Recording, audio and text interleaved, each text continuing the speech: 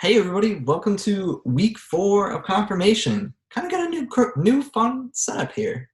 Oh, hold on. Hey everybody, welcome to week 4 of confirmation. We got a pretty sweet setup here. I got this fun, very cool new microphone. Feeling very professional here. But I'm excited to have you all back for another week. And this week we are talking about Abraham, Sarah, and Hagar. We are still in the book of Genesis. We're talking bits and pieces between Genesis chapter 12 and Genesis chapter 21. And just big terms and words I want you to look for and think about today. They are trust, covenant, covenant's the big one, descendant, and righteous or righteousness. Those are words you're going to hear repeatedly today. Focus for today, the big lesson of today, is that we can trust God to be faithful to us and honor the promises that he makes, even if we, as people, do a really poor job of keeping the promises that we make to God. And yeah, let's just, as we hear the story, let's think about, can we trust God? The answer is probably yes. But let's talk about it. Before I start at Genesis 12, I just want to cover a little bit of like what happened between where we left off last week with Adam and Eve, Cain and Abel in Genesis 4, and how we get here. So what kind of happens in between is there's Noah and the flood. God promises to never flood the earth ever again because God kind of regrets all the destruction that happened. And sort of a lot of time has passed in between Adam and Eve to Noah, and a lot of time has passed between Noah to where we meet Abraham. Many generations have passed. A lot of time has passed. So, Genesis 12. That is where we begin today. And I say Abraham, but here in this part of the story, Abraham's name is still Abram. There is a name change that happens, and I will talk about that when we get there in the story. So I'll read the first couple verses here from Genesis chapter 12. Now the Lord said to Abram, "Go from your country and your kindred and your father's house to the land that I will show you. I will make of you a great nation. I will bless you and make your name great, so that you will be a blessing. I will bless those who bless you, and the one who curses you I will curse. And in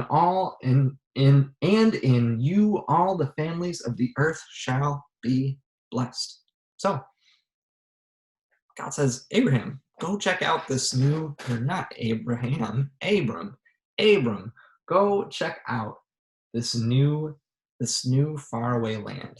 If you go there, I will bless you, and everyone, and you will be a blessing to others. All the families of the earth will be blessed by you if you go to this faraway land. And that's a pretty big deal, because owning land, like I talked about last week, that communicates a lot of wealth. Owning land and having lots of livestock and possessions means that you're doing pretty well for yourself in this ancient time. But Abraham went. He took his wife, Sarai, and he went on his way to this faraway place and just packs up and goes, took all his possessions, grabbed his wife, and they're on their way. I don't know if I would be able to do that. Well, I kind of did. That's what being in seminary is like. But yeah, Abraham goes. He hears God's call, responds, and goes. And there's some kind of adventures and hijinks along the way. They run into a little bit of trouble down in Egypt, where I guess the Pharaoh tries to take Sarai as his wife, but they squeeze out of that because I guess God promised that the story wouldn't end there, and then they have to go rescue Abram's nephew from some more trouble that he gets into. But that all works out too. So let's jump to chapter 15 then. And I want to talk about what their names mean, because this is kind of important when we get to the part where Abram's name is changed to Abraham and Sarai's name is changed to Sarah. So Abram in Hebrew means father. That's just it. Abram means father, and Sarai means my princess. So we have father and my princess who are married, and they're traveling around the land of Canaan, which is like the area of Israel that we know today, where most of the stories in the Bible happen. So we get to Genesis 15, and I'll begin reading from there. After these things, the word of the Lord came to Abram. I am your shield. Your reward shall be great. But Abram said, O Lord God, what will you give me? For I continue childless, and the heir of my house is Eliezer of Damascus. And Abram said, You have given me no offspring, and so a slave born in my house is to be my heir. But the word of the Lord came to him, This man shall not be your heir. No one but your very own issue shall be your heir. He brought him outside and said, Look towards the heavens and count the stars. Then he said to him, So shall your descendants be. And he believed in the Lord, and the Lord reckoned it to him as righteousness. So, Abraham trusted in God's promise to go to this land that he does not know, and sort of create a new life. I said Abraham again. He's still Abram at this point in the story. So Abram goes and still trusts in God. And then God shows up again in chapter 15 and kind of reassures him that God is still with Abram. And he finalizes this covenant with Abraham. Abram. It's hard to keep track sometimes where we're at in the story. So God forms this covenant with Abram, and a covenant is a promise to stay. It's kind of a promise that they'll stick together. It's a promise that they will stay in, God will stay in relationship and stay connected to Abram and Sarai, and will continue to bless them on their travels and their journeys. And so, yeah, a covenant is a promise of a relationship. Kind of like a marriage is kind of like a covenant. You could think of that, where you promise to be together for better or for worse. And that's what God is doing. God is promising to be with Abram and Sarai for better or for worse, and will continue to bless them. But we see here, Abram and Sarai don't have any children, and they're kind of old too. And they're kind of beyond the usual years that you would be able to have a child. And remember last week when I talked about how big of a deal that was for Adam and Eve, that they had lost their sons, so there was no descendants to inherit what the life that they had created and continue to like expand the family and keep the wealth so that they would be able to sustain themselves.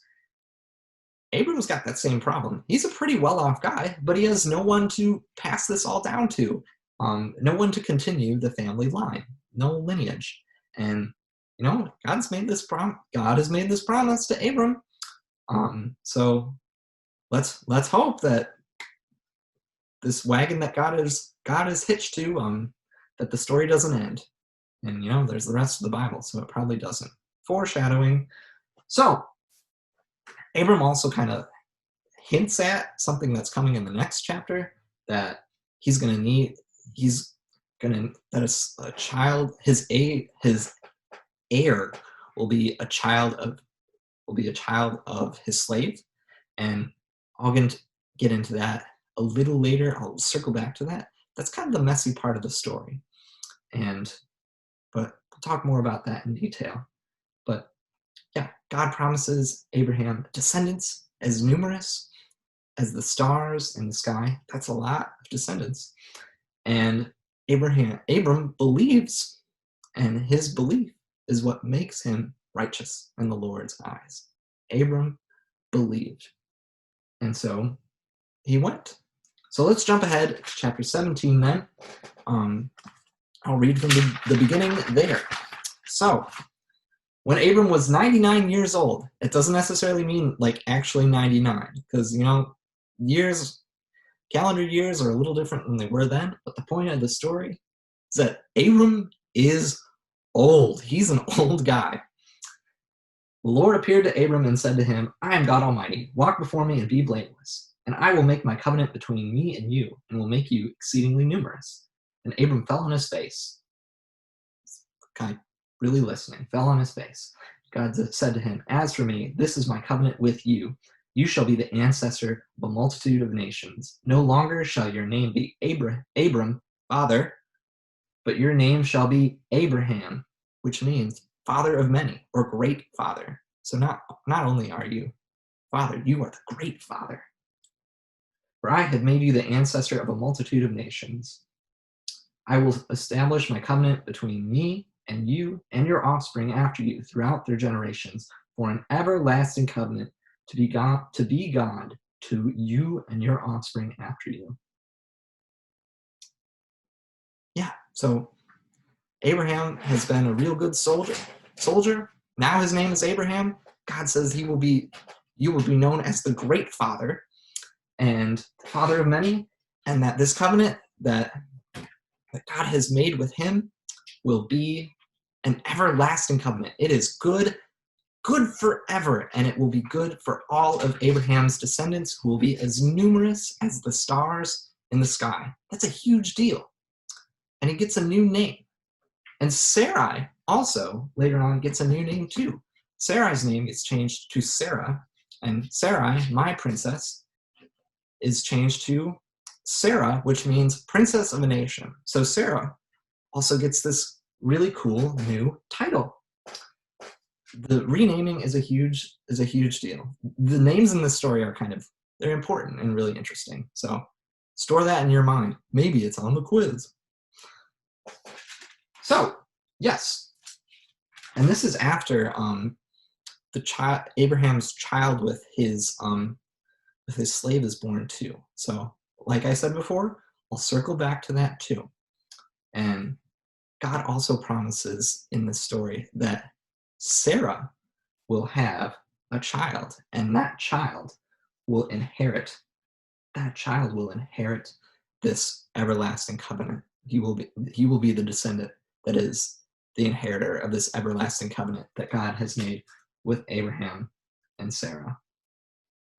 And yeah, Abraham thinks this is ridiculous. Abraham laughs at God for saying that Sarah will have a child. And he's like, this is ridiculous. Like, you're hilarious, God. Ha ha ha. Funny joke. I'm a super old guy, and so is my wife.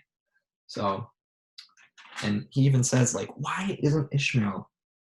Oh, I spoiled it. Why isn't this child that I have already? Why isn't he good enough to inherit this promise, this everlasting covenant? And God kind of just says, be patient. I will give Sarah a child. And when Sarah hears this later in chapter 18, she laughs at God too. This is just sort of funny, ridiculous business. She thinks that she is well beyond her years to bear children as well. But God tells Abraham and Sarah, this is a question that should ring in our minds forever. Is anything too wonderful for the Lord? That's chapter 18, verse 14. Is anything too wonderful for the Lord? Why couldn't God make Sarah conceive a child, even in her old age? And then we get to chapter 21, and it happens. So much time has passed between the beginning of our story in chapter 12.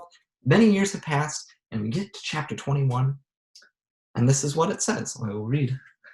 The Lord dealt with Sarah as he had said, and the Lord did for Sarah as he had promised. Sarah conceived and bore Abraham a son in his old age, at the time which God had spoken to him. Abraham gave the name Isaac to his son, whom Sarah bore him. And Isaac means he laughed. So, yeah, God has a real funny sense of humor to name a child he laughed, since both of his parents laughed back at God for doing the seemingly impossible. And here's starting at verse 6. Abraham was 100 years old when his son Isaac was born to him. Now Sarah said, God has brought laughter for me. Everyone who hears will laugh with me. And she said, who would have ever said to Abraham that Sarah would nurse children? Yet I have borne him a son in his old age. And this is just like a real proclamation of faith. Sarah is in absolute awe and in wonder that she, in her very old age, she has conceived and given Abraham a son. This is the promised descendant. This is the big promise that God made to Abraham in this covenant. Well, along with having descendants as numerous as the stars in the sky, but this is the wonderful thing that the Lord was talking about. It wasn't too wonderful for the Lord to give Sarah a child, and she rejoices and is in awe, and like it's that laugh like, I can't believe it. Like I am so stunned, I am so overjoyed, I can't help but just kind of laugh in amazement. And it's kind of a beautiful testament of faith and righteousness. Sarah trusted. Well, and it may have not been so steady at times, but God delivered, and Sarah is amazed and overjoyed and definitely blessed. But let's circle back, because I feel like the people in the story that I've talked about, they've seen really, really kind of that they are perfect examples, and that their trust never wavered, even when they got into trouble. And that's not true, because, I mean, they laughed at God for saying that they would be able to have a child. And then there's some real family drama going on here too. So let's jump back to chapter 16. And so Abram, at this point in the story too, Abraham, and Sarai are really desperate for a child. And Sarah agrees to let Abraham have a child, kind of like a surrogate in a way, sort of, with her slave girl, Hagar, so that they will have a descendant. And because they're getting impatient. They're running out of time. They're both really old. They need a child to inherit all of this that Abraham has. And, there's a lot of contempt between Sarai and Hagar, the slave. And Sarah gets so upset that for things that happen, maybe some jealousy, that she sends Hagar away. She banishes her and sends her away. And this is kind of a really big deal. This is the child. This is the child that they're looking for, not the one that God has promised, but this is the heir. This is a really big deal. And an angel of the Lord goes out into the wilderness and finds Hagar and speaks to her and says, she says, I'm running away. And the angel calls her back and says that the angel of the Lord also said, I will so greatly multiply your offspring that they cannot be counted. There will be more than you can count. So it's almost really similar to the covenant that God makes with Abraham. But Hagar will also have offspring more numerous than could possibly be counted. It's like a side covenant, God makes a covenant with Hagar too. And she will conceive a son and name him Ishmael. And Ishmael means God hears. And that will be important later in the story, what I'll get to in a minute. So Ishmael means God hears. And Hagar is amazed by this too. And she names the Lord the God who hears, or the God who sees, because God saw her in the desert. Have I really seen God and remained alive after seeing him? So Hagar also becomes a believer in this God that gives amazing promises of a hopeful future to the people of the world, to her son too. And yeah, so family drama going on, but things sort of work out. Hagar believes, and she does have this child with Abram, and names that child Ishmael. But then Isaac arrives, of course, and Isaac is the one that God has really promised.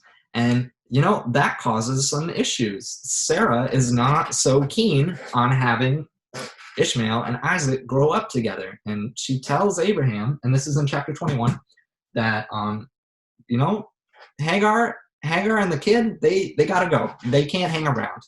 And Abraham's really bothered by this.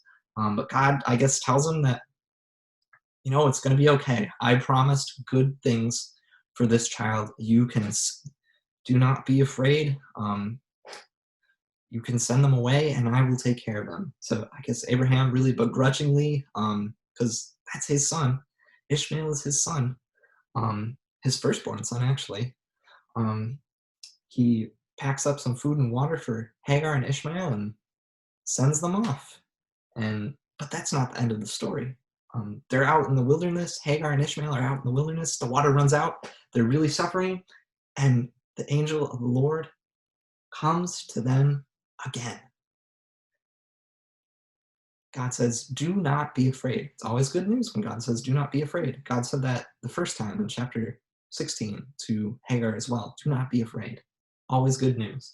Do not be afraid, for God has heard the voice of the boy where he is. God has heard the child name, God hears. Perfect, huh? But God has heard the cries of the boy. Come, lift up the boy and hold him fast with your hand, for I will make a great nation of him. And God opened her eyes, this is figuratively, but they found water in the middle of the wilderness so that they were able to be sustained. God rescues them and promises them, reiterates this promise that they will be taken care of and a great nation will be made of this child, that God will be present and there and uphold promises for Ishmael as well, even though he isn't kind of, I guess, on the same track of this covenant that God made with Abraham and Sarah and Isaac. That good things will still come to this child. And it does, actually. The Nation of Islam, they claim that line back to Ishmael. Ishmael is like the beginning of their covenant with God. And so they are also, there's 1 billion Muslims in the world. They're kind of sons and daughters of Abraham too. They could count as the descendants, more numerous than the stars in the sky. And so, yeah, fun fact. So that other nation, like, you could take that very literally. Ishmael and his journey out into the desert gave birth to Muslims around the world and the Nation of Islam. So I feel like I've talked about a lot and I got a lot to recap, but I'm happy to do that for you.